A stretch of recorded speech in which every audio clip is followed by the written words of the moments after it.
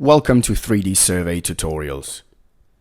Today we're going to show you the functionality of the bounding box. This is a useful tool for two reasons. First, you can freely move sections left, right, up or down, and the tool lets you easily inspect the data inside the box whilst ignoring everything outside your box selection. Second, sliding two opposite bounding box panes together will give you a 3D profile of the surface model. To move through the 3D model, press Ctrl, right-click the bounding box pane, and you'll be able to slide it in any direction and explore all the sections on the fly.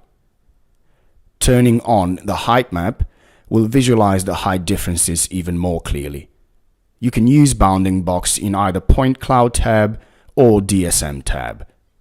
It is possible to inspect the differences between several point clouds or surfaces, of course.